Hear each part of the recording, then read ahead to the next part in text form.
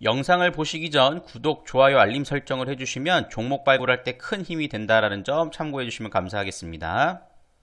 일단은 근본적인 원인들은 일단 대만 가권이 다시 또 반락이 나왔다라는 겁니다. 소비자 물가 지표가 생각보다 낮게 나왔습니다. 낮게. 소매 판매가. 그러니까 소매 판매가 부진했어요. 그러니까 물건이 잘 안 팔렸다라는 거거든요.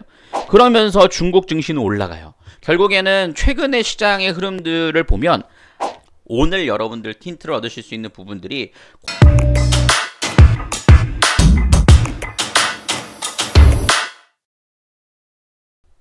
네, 안녕하세요. 반갑습니다. 2대1년 서영원 전문가입니다. 서영원의 리치붐 시간 시작해 보도록 하겠습니다.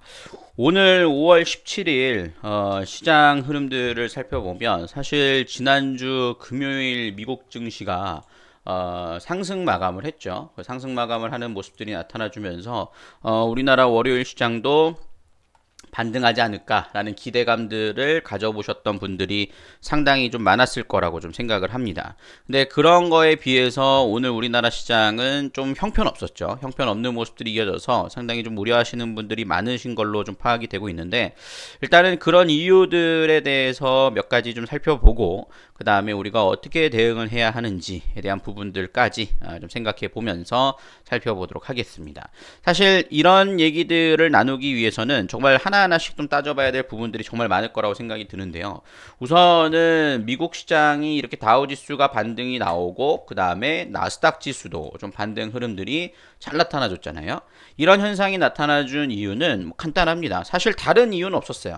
다른 이유는 없었고 물가 상승률, 지난번 CPI 물가가 4%나 상승을 했다라는 소식들이 전해지면서 미국 증시가 조정을 받았고, 사실 나스닥 지수는 먼저 조정을 받은 것 중에 하나가 이제 기술주들, 그죠? 테슬라라든가 애플 이런 기업들이 먼저 좀 조정을 좀 받으면서 시장의 하락폭이 더 커지는 모습이었죠. 근데 지금 최근 들어서 이제 흐름들이 또 나타나줬던 부분들은 별다른 건 없었고, 연준 위원들이 나와가지고 금리 인사, 물가 상승률은 일시적일 것이다.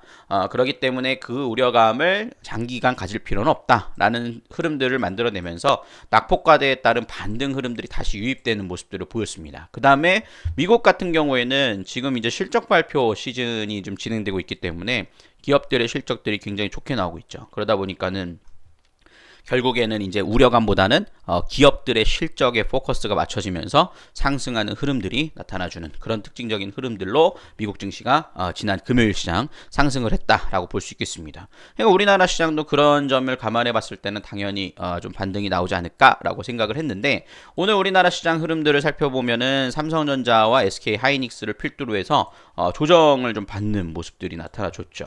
오늘 보시면은 코스닥보다는 코스피가 더 하락폭이 좀 크게 나타나주는 모습이었어요. 0.60%, 코스닥 같은 경우 0.44% 하락세가 나왔듯이 상당히 좀 조정이 좀 큰 폭으로 나왔는데요. 우선은 뭐 그 이유에 대해서 말씀을 드린다라면, 일단은 근본적인 원인들은 일단 대만 가권이 다시 또 반락이 나왔다라는 겁니다.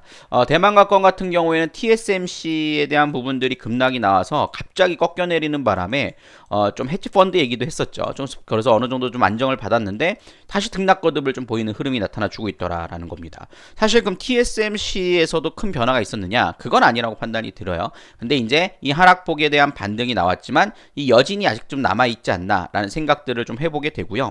오늘 우리나라 시장도 장 초반에는 미국 선물 지수가 상승하는 흐름들이 나타나줬는데 하락 전환을 하는 모습들이 나타나줬거든요. 그래서 오늘 미국 시장과 연동해서 움직이는 나라들이 많이 떨어졌습니다. 미국 선물 조정받았고, 그 다음에 대만 가권 오늘 2.99% 조정받았고, 일본 니케이 지수가 오늘 0.92% 조정을 받았죠.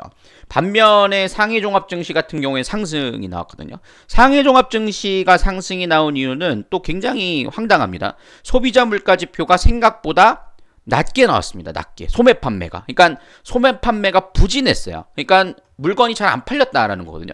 그러면서 중국 증시는 올라가요. 결국에는 최근의 시장의 흐름들을 보면 악재에는 증시가 올라가고, 왜냐면은 테이퍼링이나 이런 걸 안 할 것이라는 기대감이 유입되는 거죠. 반대로 호재성 뉴스가 나오면, 우리가 일반적으로 생각하는 좋아졌어요 라는 얘기가 나오면 시장은 밀려내리는 이런 특징적인 흐름들이 나타나주면서 역방향으로 움직이고 있다라는 거죠. 그러다 보니까는 이제 최근에 투자를 시작하신 분들은 굉장히 좀 혼란스러운 거죠. 왜냐하면 실적이 좋으면 올라가는 거고 안 좋으면 떨어지고 이렇게 생각했던 것이 정반대의 개념으로 움직여졌기 때문에 이런 분이 우려감이다라고 볼 수 있을 텐데요. 우리가 결론적으로 말씀드리면 이번 하락에 대해서는 전저점을 깨고 내려가는 흐름들이 이어질 가능성은 아직은 그렇게 높진 않다라고 판단이 돼요. 일단은 최근 좀 투심에 대한 부분들이 아직 좀 반영이 되지 못했다라고 볼 수 있겠고, 그 다음에 한편으로 또 조금 영향을 받았던 부분들은 이런 부분들이 있었어요. 일론 머스크가 또 비트코인을 또 다 팔아버리겠다 뭐 이런 얘기를 했었죠. 근데 결국에는 그 속보도 뭐 처분하지 않았다라고 밝히면서, 이게 불과 지금 한 1시간 전에 나온 뉴스거든요. 그러면서 또 비트코인 가격이 막 급등락을 하면서 그런 부분들 자산 가격이 전체적으로 좀 하락하는, 이게 문제가 뭐냐면 일론 머스크가 비트코인을 처분하고 안 하고는 관심 없어요. 근데 이 비트코인 관련주로 테슬라가 엮여버렸기 때문에 테슬라가 급락을 하거나 상승하거나 이런 현상이 나타나준다는 거죠. 그러면 나스닥이 하락을 하고, 나스닥이 하락하면서 투심이 안 좋아지고 다우지수까지 영향을 받는 이런 구조로 지금 현재 굉장히 악재에 민감하고 호재에 둔감한 이런 장세가 나타나주고 있더라라는 겁니다. 그럼 여러분들 이런 장세에서는 어떻게 대응을 해야 되느냐? 제가 항상 말씀드렸듯이 시장이 하락한다고 해서 분할 매수로 대응을 한다라면 비중은 이미 늘어나 버려요. 그렇기 때문에 그 비중 늘어나는 걸 감당할 수가 없을 겁니다. 왜냐하면 하락세가 더 커져버리기 때문에. 그러니까 그런 경우에 항상 제가 뭐라 말씀드려요. 분할 매수하지 마시고 기다렸다가 바닥이 확인된 다음에 그 다음에 대응을 하십시오 라고 말씀드렸죠. 그래서 제가 오늘 카톡방을 통해서도 아직 종목들 대응하지 마세요. 종목들 대응하지 마세요. 관망해 보세요 라고 말씀을 드렸던 부분입니다. 그래서 이런 부분들이 확인되는 것이 무엇보다도 중요하고, 현재 지금 시장에서의 순환매가 나오고 있는 흐름들 중에서 오늘 여러분들 틴트를 얻으실 수 있는 부분들이 코로나 이후의 장세입니다. 지금 현재 중국 상해종합 증시가 상승을 하면서 오늘 뭐 컨텐츠 관련된 종목들, 그 다음에 중국 소비주 관련된 종목들은 상당히 좀 강하게 올라가는 모습들을 보였습니다. 그러다 보니까는 저희 같은 경우에는 95,200원짜리 호텔신라까지도 이제 완매도를 하면서 수익률을 거의 20% 가까이 좀 가져갈 수 있는 기회들도 좀 나왔거든요.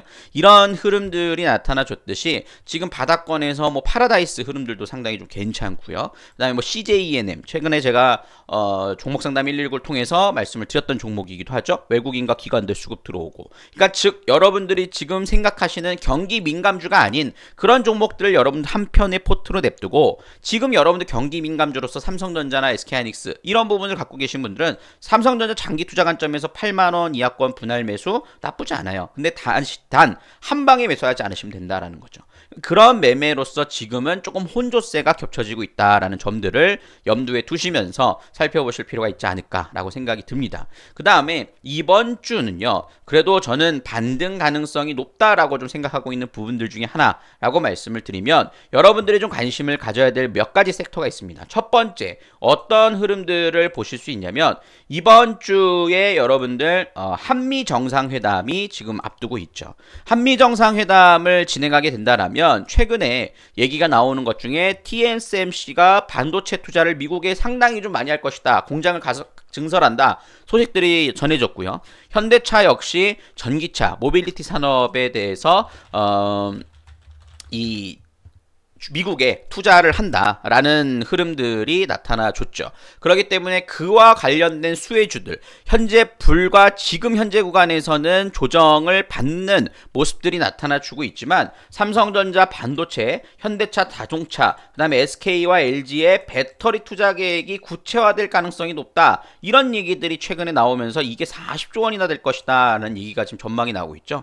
이런 흐름들은요, 오히려 지금같이 조정이 나온다라면 매수의 기회로 잡아볼 수 있는 흐름들은 충분하지 않을까라는 생각들을 해보게 되는 부분이에요. 그 다음에 미국의 FOMC 의사록이 또 공개가 되죠. 그 공개 역시 비둘기파적인 발언들이 이어질 가능성이 높다라는 점들을 염두에 두신다라면 여러분들이 여기에 대해서 기대감을 가져볼 수 있는 부분들 충분하다라고 말씀을 좀 드릴 수가 있겠습니다. 그리고 마지막 하나는 요거죠. 김부선 논란에 정부가 GTX D 노선 여의도 용산까지 직결하는 검토를 하고 있다라는 거죠. 최근에 여러분들 국토부교통부에서 서부권 광역급행철도 중 일부를 GTX B 노선을 이용해 여의도 또는 용산역까지 추가 운행하는 방안을 검토하고 있다라는 소식입니다. 그래서 앞으로 내년까지도 대선이 앞두고 있는 상황이기 때문에 이런 인프라 투자에 대한 부분들에서 철도 관련된 종목들은 다시 한번 좀 시세를 만들어낼 가능성, 그런 부분들은 높다라고 좀 생각을 합니다. 그런 점에서는 제가 항상 말씀드렸던 현대로템 지금 상당히 좀 안정적으로 괜찮은 흐름들을 좀 보이고 있지 않습니까? 저희는 샀다 팔았다를 좀 계속 진행하고 있는 종목인데, 그런 점에서는 여러분들이 이런 섹터에 대한 부분들을 좀 관심 있게 살펴보시면서 진행을 해나가 보시는 전략들 상당히 좀 중요하다라고 말씀을 좀 드리도록 하겠습니다. 그래서 지금은 비록 시장이 조금 오늘 좋지 못하긴 했습니다만 오늘 하락은 조금 과한 감은 있다. 그래서 물론 내일 미국 선물지수가 조정을 받아서 좀 하락 출발을 한다, 하락 마감한다라면 우리나라 시장도 출발 가능성은 있습니다만 지속적으로 밀리기보다는 어느 정도 양봉을 만들어낼 가능성은 이번 주에 상당히 높지 않나라고 생각이 들기 때문에요. 지금은 너무 겁내는 장세보다는 우리가 조금 공격적인 흐름들을 보시고 단 반등의 흐름들이 확인된 다음에 이제 좀 준비를 하고 있는 그런 장세면 충분하지 않을까라고 생각을 합니다. 이렇게 한번 여러분 정리해 드릴 수 있을 것 같고요. 월요일장부터 급락이 나와서 상당히 좀 걱정스러우실 수도 있을 것 같은데, 뭐 급락은 아니죠. 그래도 하락이 나와서 걱정스러우실 수 있을 텐데 여러분 너무 염려하지 마시고 전략들 잘 세워서 가져가 보시면 좋겠다라고 말씀을 드리도록 하겠습니다. 자, 이렇게 정리해 드리도록 하겠고요. 지금까지 이데일리언 소영호 전문가였습니다. 감사합니다.